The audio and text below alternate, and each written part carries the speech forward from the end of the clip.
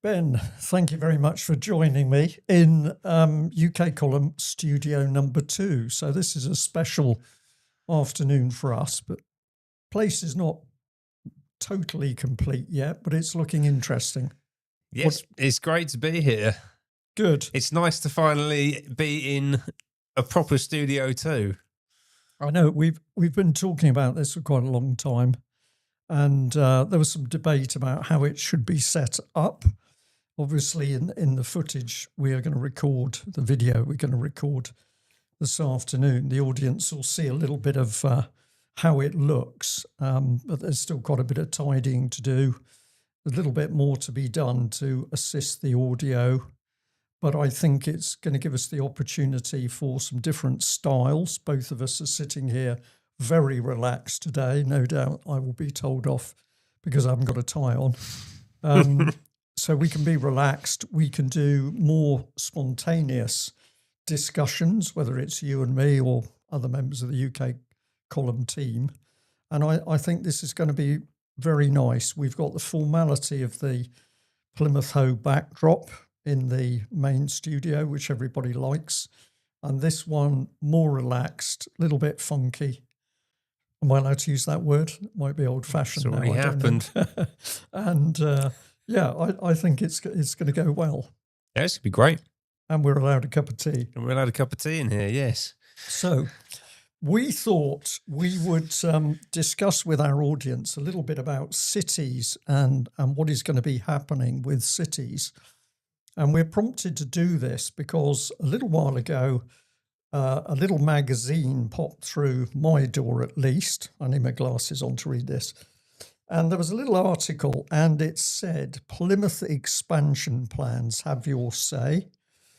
The plans for a large part of the South Hams to be swallowed up in a greater Plymouth. Now, I'll just say for the audience who don't know, to the eastern side of Plymouth, the district council area along the coastal belt is called South Hams. I live in that area, and that is one of the ones which Plymouth is going to take over, they say swallowed up, to form a greater Plymouth. And they are going to have a debate about, well, no, they're not going to have a debate about it. They're going to consult the public about their plans on Wednesday evening. So I'm going to be going along to a church hall to hear what they have to say. Plymouth City Council's already qualified the meeting by saying that there isn't really any debate because the government has said these changes to local authorities are going to happen. So I'm going to be very interested to see what the Plymouth City Council team have to say. And I've already seen online in their general blurb that they are saying it's not a power grab and there's not going to be huge changes simply because they've got control over all of this beautiful countryside. And probably I'd like to say to the audience straight away, I'm not sure I believe them. But that's the thing. Wednesday evening, I'm going to get the opportunity to be absolutely on the shop floor as a city, and Plymouth is the major city in the southwest, short of Bristol anyway. Plymouth is going to be talking about expanding into the countryside areas around Plymouth. And why don't I just list the areas they're going to be looking at? Sparkwell, Cornwood, Harford, Ugborough, Ivy Bridge, Yelton, Ermington.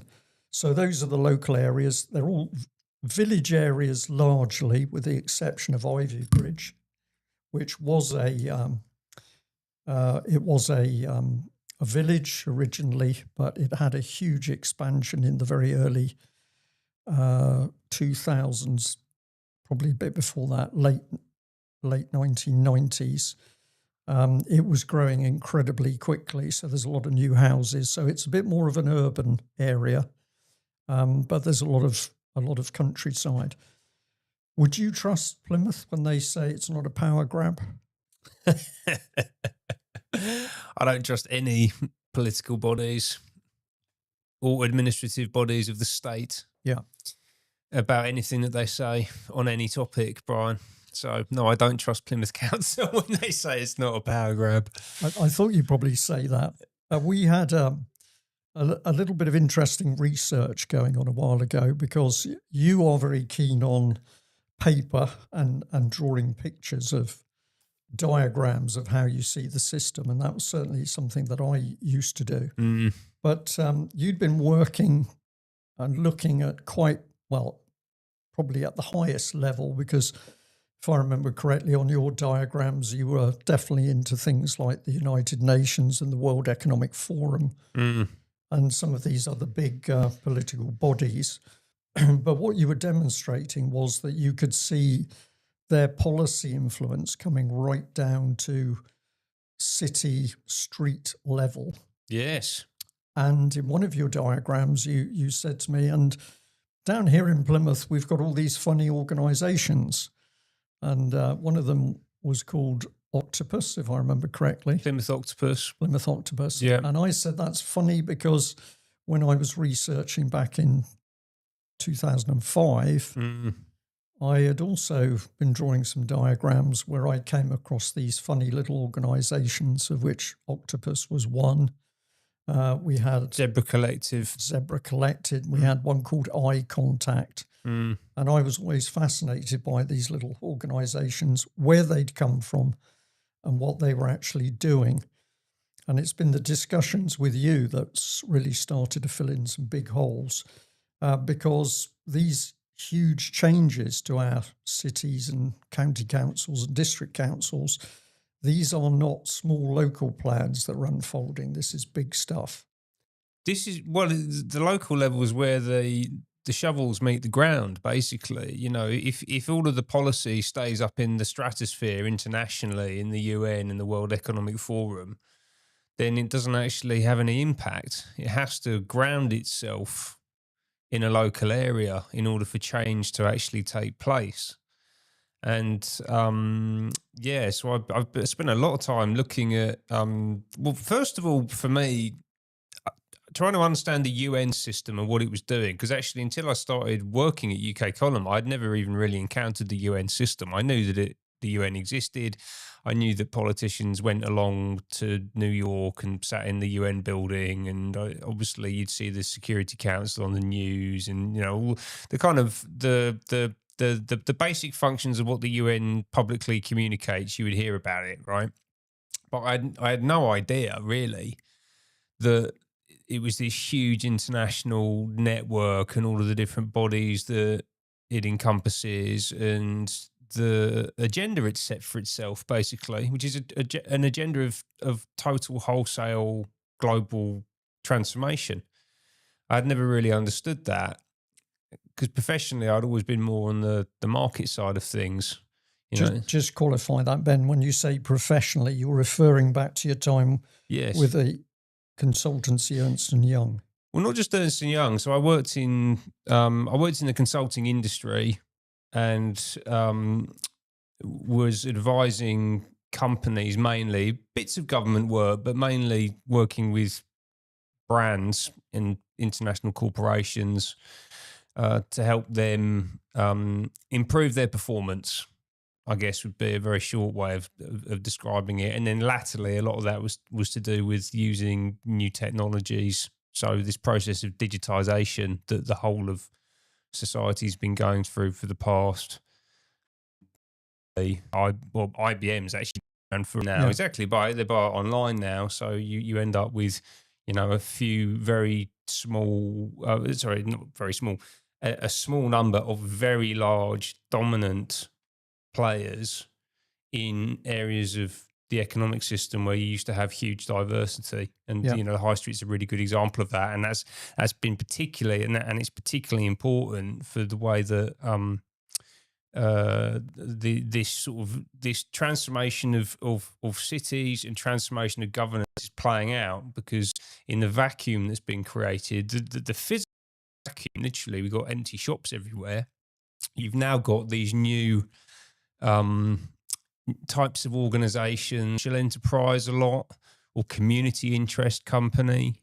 And these organizations are now filling up those those spaces actually, and that's sort of presented as this sort of nice, friendly, organic progression of the way that society is structured and how it's run. But actually, when you go and look at what's driving that and where the money is coming into that system in order to enable it, and how it links directly to UN policy in particular, then you can begin to understand how that top level bit of the system, which to most people feels very sort of abstract distant and distant and democratically unaccountable, and we don't vote for people to go to the UN.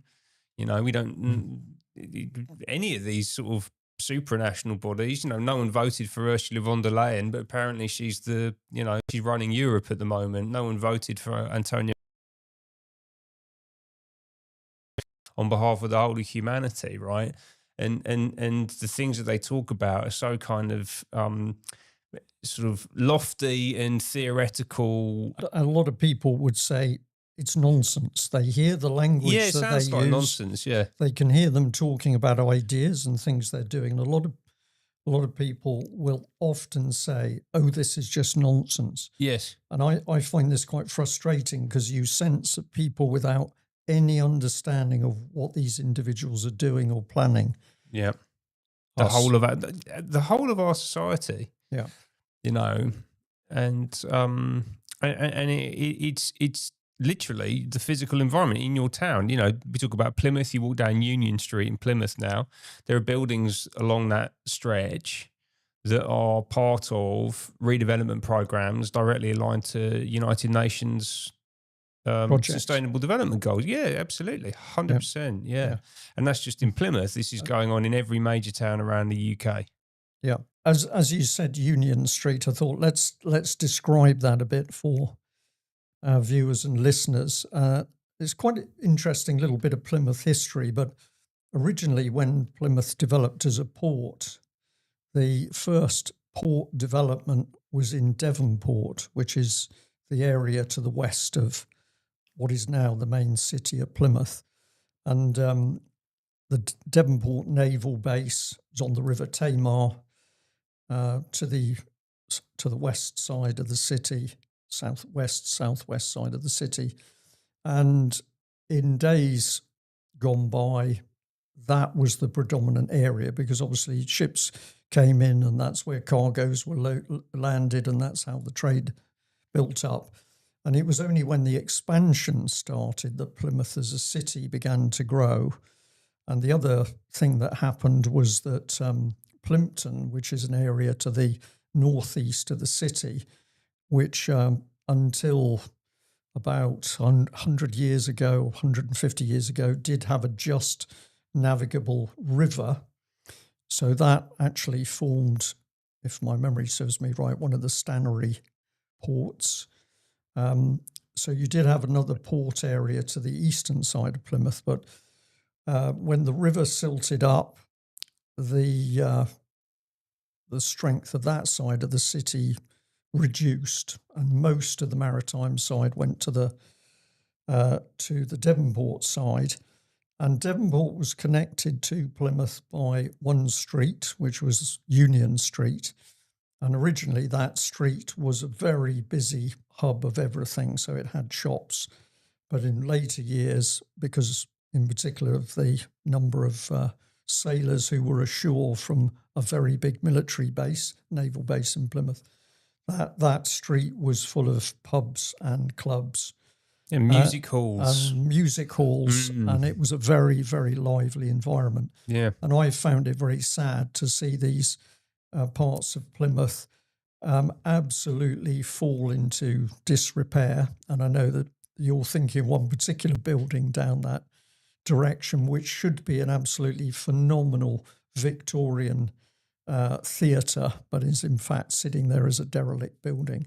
Yeah, right. So we've seen it's a whole strip. It's probably about the main bit is about 200 meters of what you can still see used to be real Victorian grandeur, actually. But with a kind of burlesque sort of edge to it as well, actually, you know, like these ornate buildings, and you can kind of sense the life that would have been pulsing through that place, right, when it was an entertainment destination for the poor, and a cultural destination, and it's clearly just sort of been left to rot over decades. Yeah. This becomes very interesting for me because my time in Plymouth, I have watched the decline of the city, and so you had the basic neglect of areas. You had the demise of the naval base. So from being a huge employer, just after the Second World War, I think there was about 55,000 people employed just in the dockyard alone, and then Plymouth had inside the city and on the city periphery a lot of industry and small businesses, often connected to the dockyard. So a lot of business and industry in Plymouth. Dockyard starts to reduce, and then you saw these companies disappear one by one on the periphery of Plymouth. And you say, well, how are people going to earn their money? Then when we ended up with, in the Devonport area, so that naval base area, a large part of the community unemployed, and some of them have been unemployed for 3 generations. But what we saw Plymouth City Council start to do was regeneration projects. And this is where I got interested, because these weren't homegrown regeneration projects. They were all regeneration projects which were either funded by or themselves targeting European regeneration grant money from the European Investment Bank, from the European Bank of Reconstruction and Development. Yeah.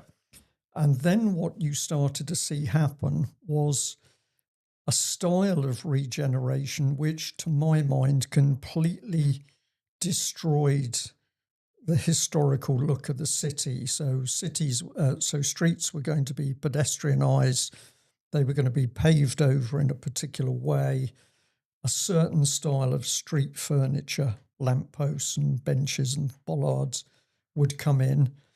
And that was very quickly followed by the fact that a shopping area had a very high percentage of charity shops, or the same shops.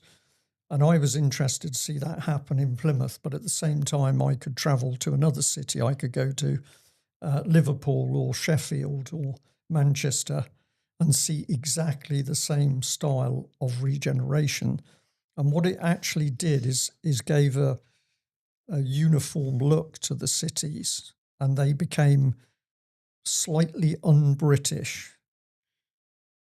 Sometimes the architecture, you'd say, yeah, this looks a bit like you might see it on the continent. And very often attractive but slightly dilapidated buildings were disappearing to be replaced by very unattractive modern concrete structures. And I was always very interested in that process. Right. Well, yeah, the all of the personality was being stripped out of the country. And I remember this so this was pre-financial crash. So I think while I was at university, or just after I graduated from university, so I graduated in 2004, I remember Nottingham, which was my hometown, bits of it were completely transformed. So like areas of the Lace Market, which was all beautiful old Victorian buildings, were being taken down, and they were putting up these new flats, and they were concrete, but also a lot of glass. There were these sort of new glass and sort of ugly, boxy, nondescript, modern new build apartments with some retail underneath them. And as you say, it was the same look that you were getting in Nottingham as you were getting in Plymouth or any other bit of the country, basically. So actually the personality and character of the place, and like local materials, for example, which is sucked out. Yeah, it just wasn't there anymore. Yeah. And you referenced the EU money, which is interesting, right? And the fact that a lot of this is grant based, right? And to me, this is deliberate disruption from the bureaucratic centre in order to essentially reset the social and the economic and the cultural structures in towns around the UK. And this was happening across the whole of Europe as well, right? It's not just in this country, it's been happening everywhere. And basically creating a false economy because our industrial capacity had been wound down over decades. So if you go to Nottingham, for example, I just mentioned the lace market. The wealth of Nottingham through the 17 and the 1800s came from lace. Yeah. So that's no longer made in Nottingham, but a lot of the built physical infrastructure and the wealth and heritage of the town is tied up with that. But they haven't made lace there industrially in probably a couple of hundred years now. Yeah. And there are other things that have happened there in terms of industrial output. So Boots was a big employer in the city, but a lot of that has been sent overseas now. And, to cover over the cracks in the decline in our wealth creating capacity as a nation, you have these slugs, huge slugs, billions of euros coming in from these grant systems to give people employment. But in order to do what? To tear down their own infrastructure, which should have been maintained. Yeah. Aside from watching this in the city, the other thing I started to be able to see is the documents that the local authority and also some of the government agencies, the Government Office of the Southwest of England Regeneration Agencies. So these are government constructs, how the government would be helping local businesses grow, I don't know. But so these agencies came along and predominantly they then followed the requirements of the sources of the funding. So if you were going to take EBRD, European Bank of Reconstruction and Development grants, for you to get that money, you would have to agree that in your plans you were going to do X, Y, and Z, which is what the bank wanted. And so through the money, they controlled the type of development, the style of it. And essentially that's when I started to see the European purse holding cities in this country to account, because the focus of the city areas instantly went away from national government to the European Union, because the European Union was dangling all the pots of money. It was really interesting to watch. Right. But which is a total manipulation of the economic system, basically. Yeah. So I say, so at that time, everything I was watching happen for me was linking back to the European Union. But now we've moved on because we've got other things which have sort of come to the surface. And Mark Anderson, who is with us at the UK column, is often talking about the rise of the global cities and the global mayor system. And so it was later that I started to realise that, okay, what the European Union was building and destroying was all on the path to a much bigger control coming in. And that's really dovetails with what you started to say just now, Ben, that people sense that there's something higher than them. There's power being enacted, but they can't see that so easily. Now, some of that is breaking surface, isn't it? Because we can look at the UN Sustainable Development Goals. We can see their documentation and what it's talking about. We can have a look at websites which are talking about the global city and the global mayor system.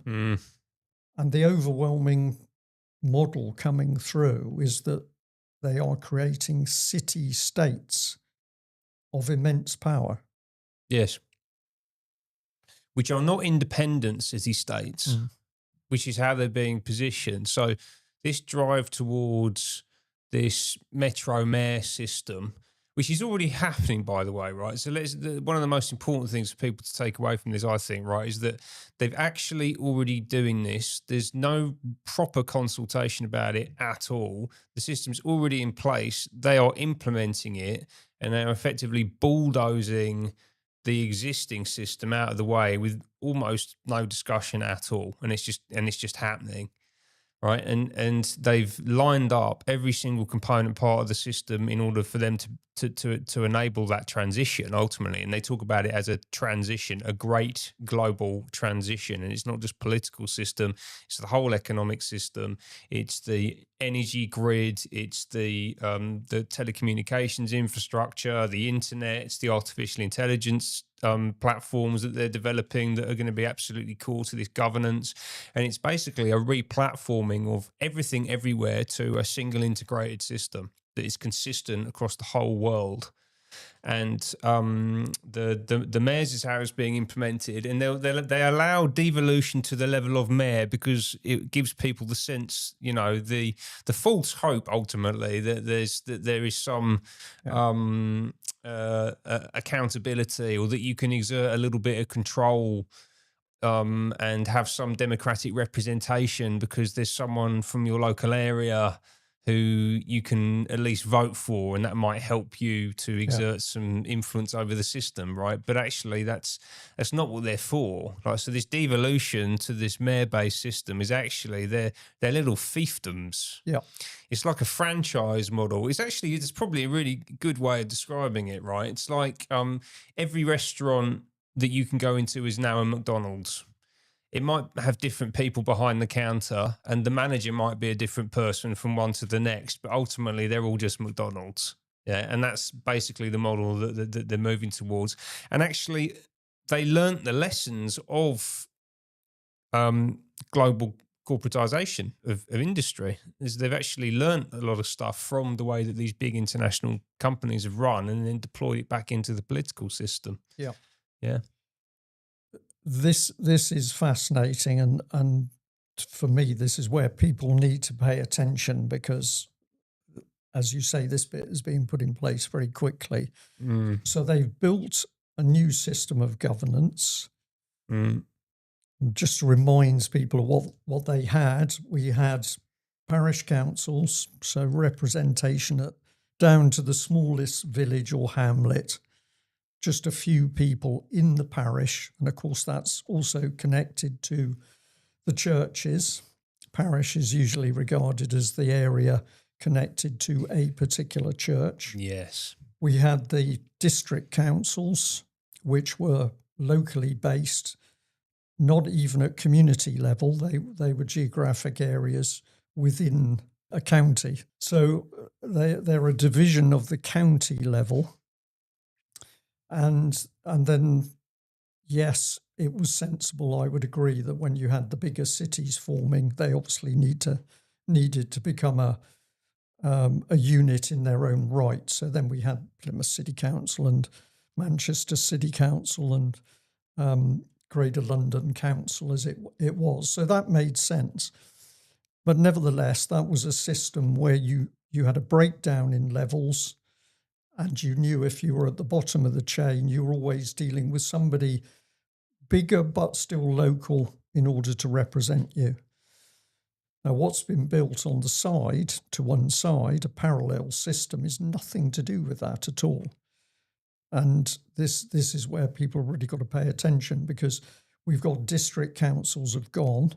A lot of that happened after lockdown, because during lockdown, a lot of the district councils simply abandoned their businesses and said you can work from home.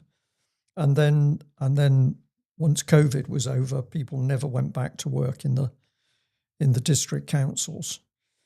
And so now that's being used as an excuse that we don't really need the district councils and we're going to get rid of them. So there's a grouping up of the county structure, whilst at the same time we're building these city-states, fiefdoms. Is what they are. And the other person of power in them, of course, is the police commissioner. Yes. Who was introduced as a person who the public could trust to regulate the police because they elected them.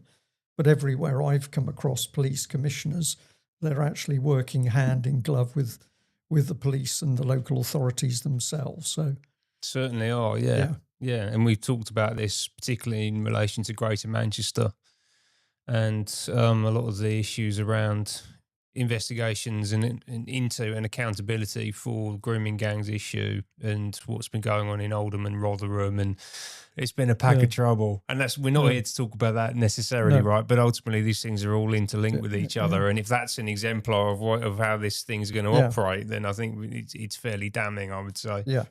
So your city franchise idea, this is brilliant because this really brings it home. You're going to be in a city, so you'll drive along the road and you'll come to a sign and it will say you're entering Manchester or Newcastle, and you think you've entered a different city, but actually the whole structure is going to be franchise model, and it will be exactly the same as Glasgow or Manchester or Sheffield or Leeds, wherever it is. Yeah. And it'll all be running on the same governance, the same Yeah. technological systems. Everything will be integrated in the background.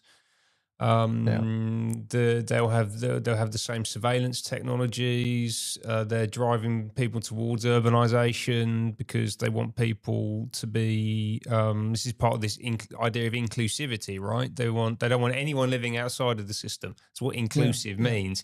It means that you can only exist within the system that they're developing. So the level of every man, woman, and child alive on Earth.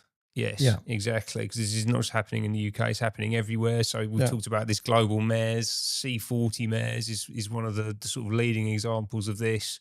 Sadiq Khan is the co-president alongside a woman, forget her name, from Sierra Leone, I believe it is, right? Yes. So you've got these kind of diverse groups, internationalist, promoting the same agenda, running on the same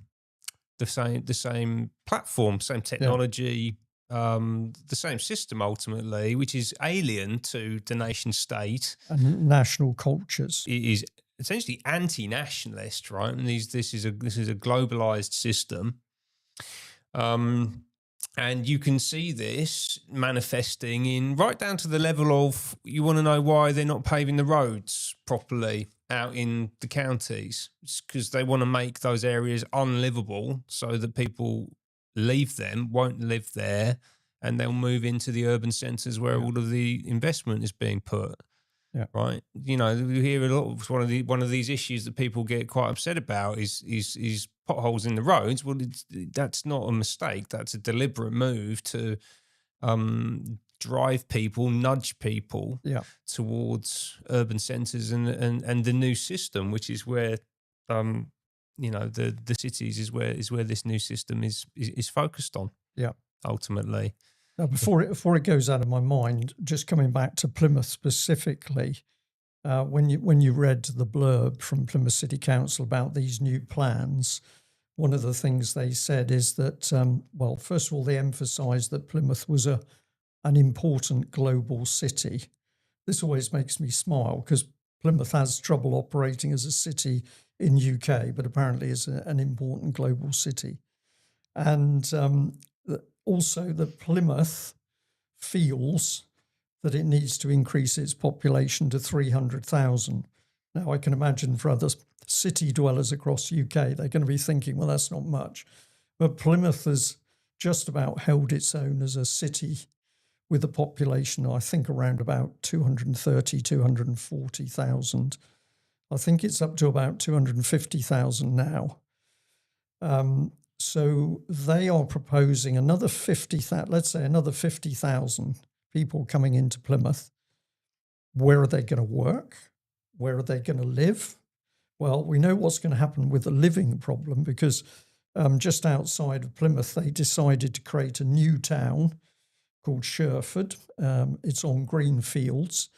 And although the excuse used was that it was low-grade agricultural space, since we can't feed ourselves as a nation, perhaps we ought to be very careful of what we designate low-grade agricultural space. But they built a new city or a big new housing development with no new link to the main highway. So the M5A38 coming down into Plymouth. There is no new junction to take you into this vast new urban area. There are virtually no shops. They have got a school there now, I think. But you just drive into this slightly, to me, spooky urban area, which is, there are some nice buildings, but it's all a bit uniform and it's very wide space and open. Inorganic. Yeah. And they feel a bit fake. Yes. Right? Yeah. Because actually, if you, in any city, proper cities, certainly in this country and other ancient civilizations, Britain is an ancient culture, right? We've got cities that have built up over thousands of years. They build up over thousands of years, right? It's a process of development, and that takes time, and it happens in a kind of in a very natural and organic way. Yeah.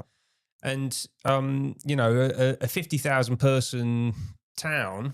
Essentially, what that is, right? We're talking about 50,000 people. Well, actually, how many people in this new? No, I'm saying they're going to take on another 50. I'm not sure what the population of Sherford is now. It's nowhere near 50,000, but nevertheless, they've built a lot of houses. Yes, and it's still expanding. Right, but it's all just come at once. Yeah, so it's not just something that's developed over time, incrementally over decades. It's just lump it in. But when they went to develop it, it was, we had to have it.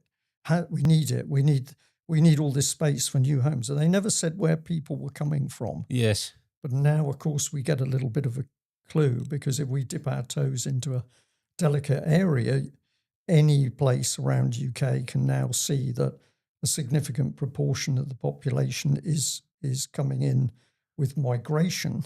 Yeah. And that is also part of the plan to break down national identity. Yes. Not only in UK, but across Europe. And so we're in here to the UN's migration plans. Yes. Impacting on how somewhere like Plymouth builds itself. It's well, exactly. It's fascinating. No, it is fascinating, right? Yes. So another example of where the global strategy, the global plan, begins to impact on the physical and the cultural space in your immediate vicinity, ultimately. Yes. And I forget the name. Was it Peter Sutherland? Was that the guy? Yes, the UN. Sir Peter Sutherland. Yeah. So was he Irish? Am I getting that right? I think possibly he was. You might, yeah. Yeah, but he was a top UN official. Yeah, and ambassador on migration. Right. And this was probably knocking on 20 years ago. I think he died around 2010, if I'm correct. Maybe it was more recent. A few years ago, yeah. But he was basically saying that, well, we need mass migration in order to break down the nation states, and this is the direction of travel that we've taken, and that's what we're going to do. And that's a very cruel agenda, because if people are feeling pressurised as a result of newcomers coming into the country, the people who are being displaced from their own country or leaving their own country, a lot of them are under stress themselves. Absolutely. And I have never forgotten driving home one night from the UK column. Very rarely listen to it now, but I had Radio 4 on. And at one point, they were talking about the fact that if you were a social worker in UK, you should seriously think about having a look for a job in Poland, because Poland was desperately short of social workers and care workers. Why? Because all the young people had migrated into Western Europe and UK, leaving the elderly people, particularly in the farming areas in Poland, with no young people to support them. Right. So very cruel on the elderly people in Poland, cruel on the young people that have been lured to a new nation state, thinking that the grass is greener on the other side. Yeah. And then we are pressurized as a result of that migration. And it's a completely ludicrous and illogical policy. Yeah. Right. So the young people have come from Poland to work in jobs here, but then we've got to send people from here over to Poland to work in jobs there. Why on earth would we need to do that? Why doesn't everyone just stay where they are? Well, because and we can fill the positions that are required. We can't have happy people living in their own states In our and own enjoying their own culture and their own identity. Exactly. That's all got to be broken up. Exactly. Which is what Peter Sutherland said. We need more mass migration to break down the homogeneity of the nation state. Exactly. Which is ultimately, it's not just, it's a direct attack on the people. Right. So when we talk about the nation state and why that's important, it's because it's constituted of individual human beings with lives and ambitions, and this is actually a direct attack on them. Yeah. Right. So importantly, and the mayors, they're ultimately driving this agenda now. Right. So there's one example that I've been looking at for the past few days, which is the new mayor of, let me get this absolutely correct. I've got it in front of me here. So this lady is Helen Godwin, and she's the mayor of the West of England Combined Authority, Bristol and associated areas around there. And she's only been in position for a couple of months. And just yesterday, I think it was. No, when did this come out? On the 18th of June. We'll provide a link to this. You can go and have a read of it. But it talks about the fact that she's going to be using a citizens' assembly, which is one of these democratic innovations that we've been talking about, these new democratic models. And she's going to use that to reshape culture in the West of England with a people-powered vision, apparently. So the mayor is going to micromanage culture in Bristol and Avon and that whole area. And they're talking about this as a democratic experiment which will put cultural decision-making in the hands of 52 citizens. So they're going to select. That's the key word, isn't it? These are not elected citizens. These are going to be selected citizens. Yes. So they send out letters to 15,000 households, apparently randomly chosen. Yeah. But I would question how random that actually is. And if the letters going out is random, then I'm sure that there's some screening going on in the selection process. Of course there will be. And then they're going to run this series of assemblies to make decisions about culture in the Bristol region. Well, why does the mayor have anything to say about culture? Culture comes from the people. It comes from the whole population engaging in. No, that's where it came from. Well, it's where it used to come from. That's where it used to come. Now we have a group of individuals who've been told cultures to change. Yes. And they are now starting the path to changing the culture. Yes. To a culture that we can suspect we know what it is. We can guess by looking at indicators. Yes. But ultimately, this is going to be a culture which is alien to anything that we've lived with. Yes. If we still have a national identity of any type. Exactly. It's imposed. It's artificial culture. It's these decisions. They're all ultimately going to be about the allocation of tax revenue, because that's all politicians do, right? They don't actually understand anything other than how to dole out other people's money. That's literally the job that they have. And so that's interesting in its own right? But beyond that, the two other things that I think that really stood out to me about this was, first of all, this lady, Helen Godwin, has most recently, she was a counsellor in Bristol for a few years. She also worked professionally as a director at Hayes, which is a big recruitment company. But most recently, she was in the local government consulting team at PwC. She spent 3 years at PricewaterhouseCoopers, who are a strategic partner of the World Economic Forum. So they are actively engaged in the Great Reset and the implementation of the Sustainable Development Goals. So this is the market side. The UN represents the state ultimately, the power structure. It dictates the direction of travel, terms of engagement. But then the market, the World Economic Forum side, the corporations are engaged in the implementation of that in the profit-seeking marketplace that's been constructed around this whole transformation program. So she spent 3 years doing that. So that you have to question her motives and ultimately her mindset around this. You know, she's been put in there to change where things. has she come from? How is it that she's now in this very interesting position? Yeah, that's the first question I'd ask. Exactly. Yeah. And then the other thing is when you look at where the money is coming in from to support this cultural transformation program. Yeah.